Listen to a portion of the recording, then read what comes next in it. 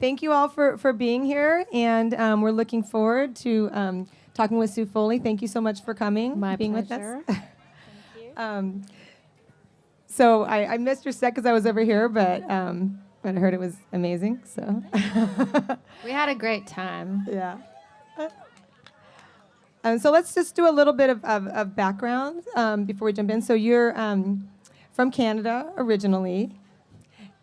Yeah, I can. And so how, as a young girl in Canada, did you get into the blues? I got into the blues sort of organically, the way a lot of people did, because I sort of grew up on 70s rock and roll. And my oldest brother was really into Zeppelin and Hendrix and Jimmy, like Eric Clapton, all these guitar gods. And he was a guitar player. So I just kind of heard, I didn't know I was hearing blues when I was hearing that music, but it's so blues based.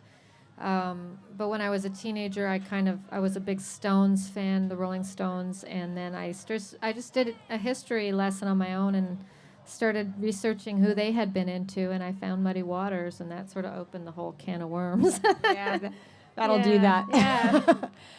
So at what point did you go down to Austin? Because you kind of came up in Austin. Yeah, I mean, I started my recording career in Austin when I was 21.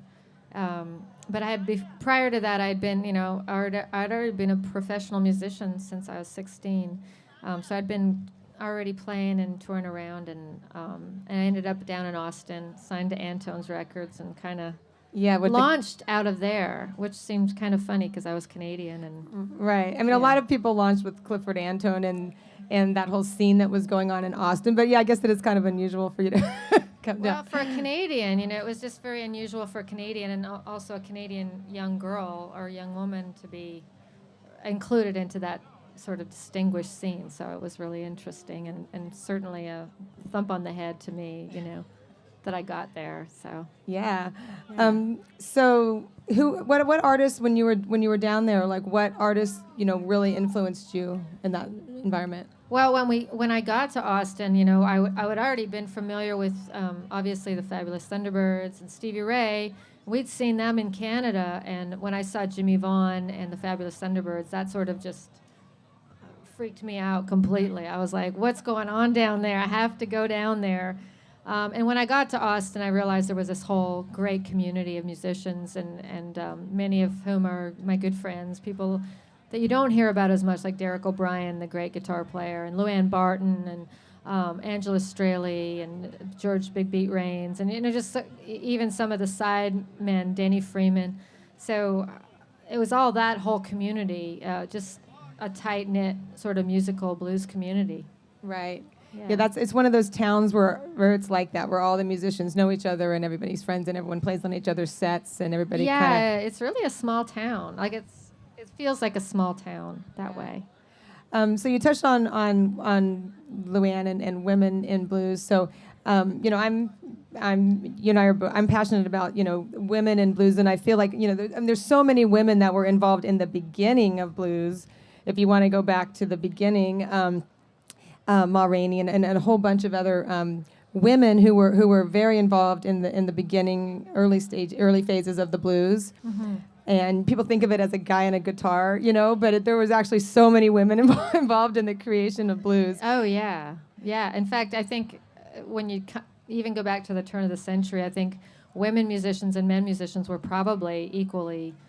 I mean, it wasn't a big deal for women to play music or to play an instrument. It was something that everybody did around the house. And the stuff I've studied over the years, a lot of the women guitar players that I've studied learned from their mothers. A lot of guy guitar players learned from their mothers. These are things people didn't know as much. But yeah, women have been there the whole time and just playing around the house and, just playing music.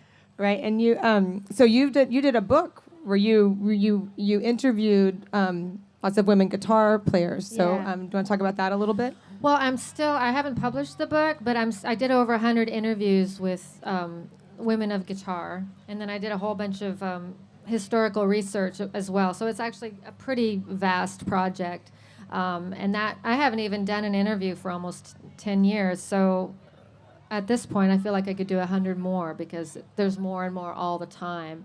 But there is a rich history of women in the instrument, and I just wanted to capture that and pay homage to that, pay homage to the women that, as a young girl, that really made me believe I could do this. Because even though I grew up, my brothers played guitar and my father played guitar, it wasn't really until I saw women role models that I thought, oh, wait a minute.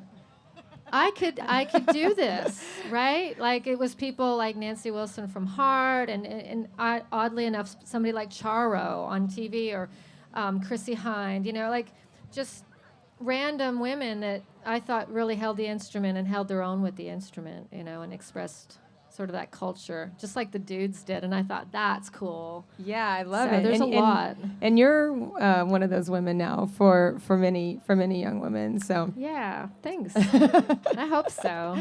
yeah, and so your new album is called The Ice Queen. Mm-hmm. And is that a reference to Canada or?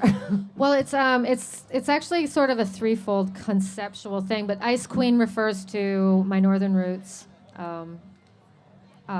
It's also about the song The Ice Queen, which is a song about an ice queen from the inside out and why people call her that. And it's sort of, I like to say it's a compassionate look at this person and her story.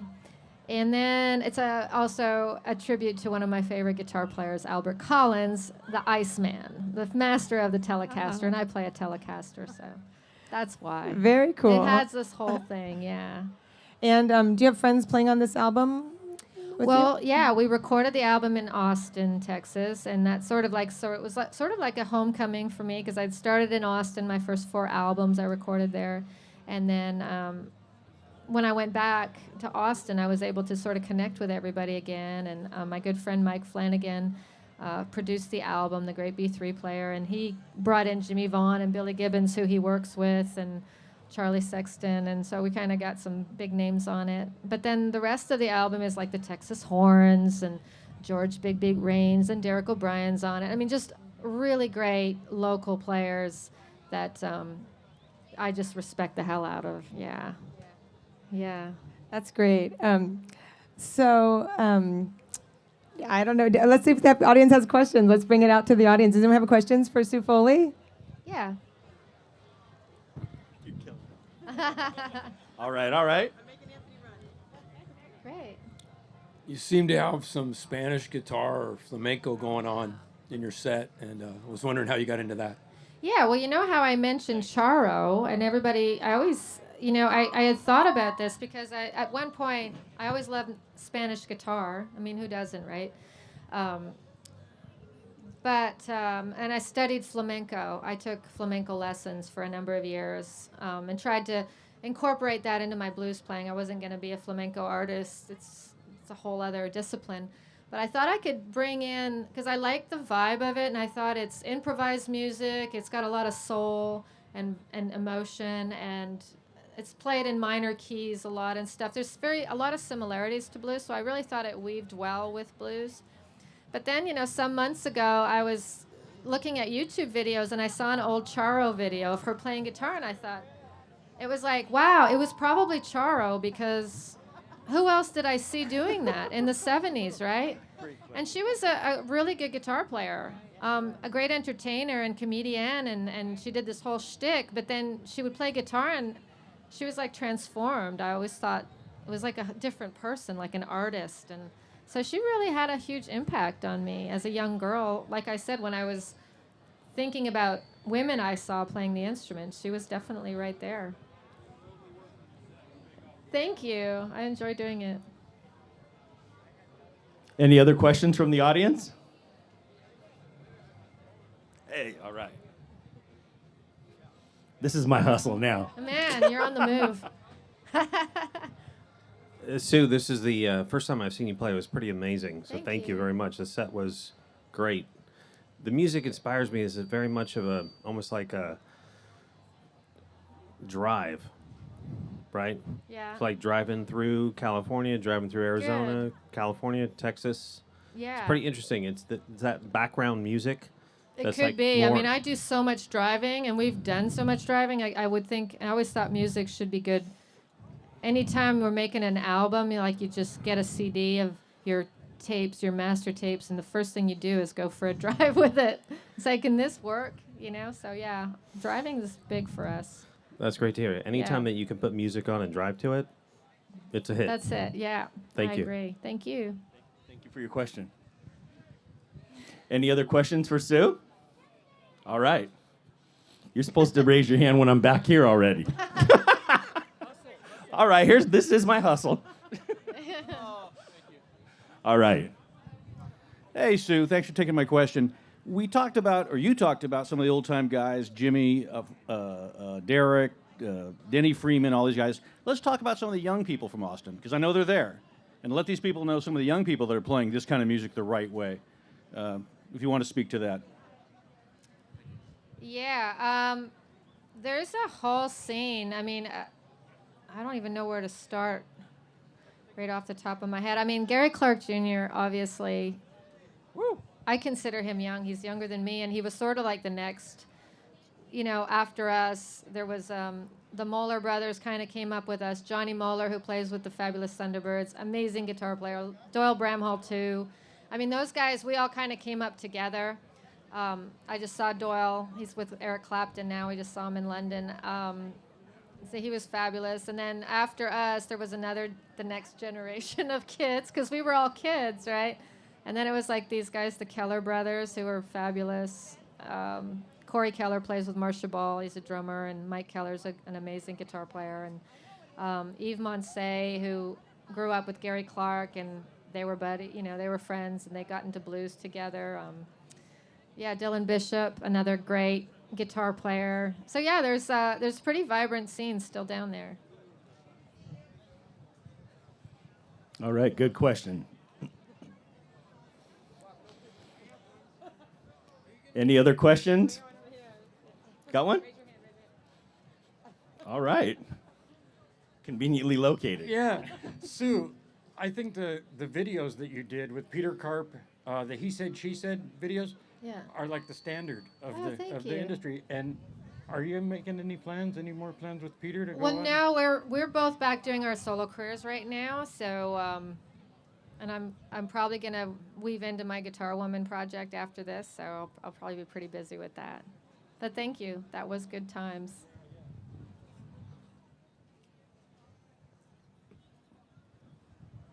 All right. Well, thank you so much, Sue, and we look forward to. I look very much forward to your project, so I'm gonna make sure I keep an eye out for that. Great. Thank you. And thank you for the new album and for sharing your time with us today. We really appreciate you taking the time to sit down and talk with everybody here at the Music Preserve stage at the Doheny Blues Festival. So My thank you so pleasure. much. All right.